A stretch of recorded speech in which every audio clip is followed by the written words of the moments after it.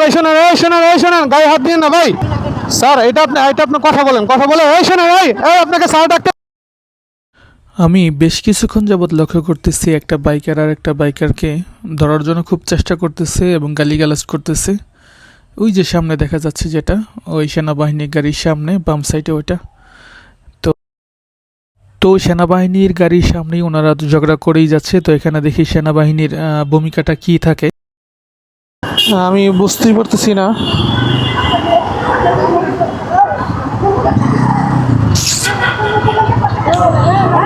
কি হয়েছে ভাই? ভাই শোনেন, ভাই এদিকে শোনেন, কি হয়েছে? কি হয়েছে? ভাই কি হয়েছে? কি সমস্যা?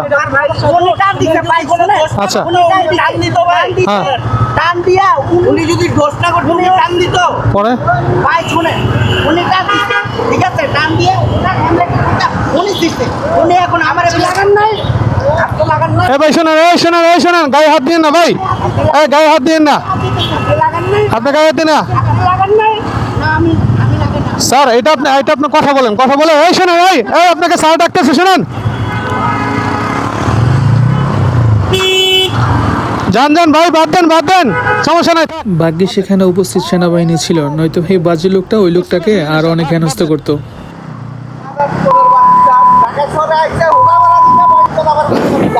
এই লোকটা প্রচণ্ড রকমের বাজে গালিগালাজ করতেছিল, আমি প্রথম থেকে শুনতেছিলাম। তো আমি ওনাদের সাথে কথা বলে যেটা বুঝতে পারলাম, একটু চাপ লেগে হয়তো বা ওনার হেলমেটটা পড়ে গেছিলো।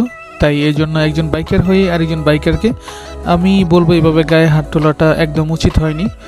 ভুলবশত কারণে একটা দুর্ঘটনা হতেই পারে, বা এরকম বড় ধরনের কোনো কিছু হয়নি আমি যেটা দেখলাম। তো এই জন্য গালিগালাজ করা, গায়ে হাত তোলা, এটা আমি একজন বাইকার হিসেবে বলবো এটা খুবই জঘন্যতম কাজ হয়েছে। আমার এই বাইকটা যদি ভিডিওটা দেখে থাকেন, আমি বলবো আপনার কাজটা একদম ঠিক করেননি।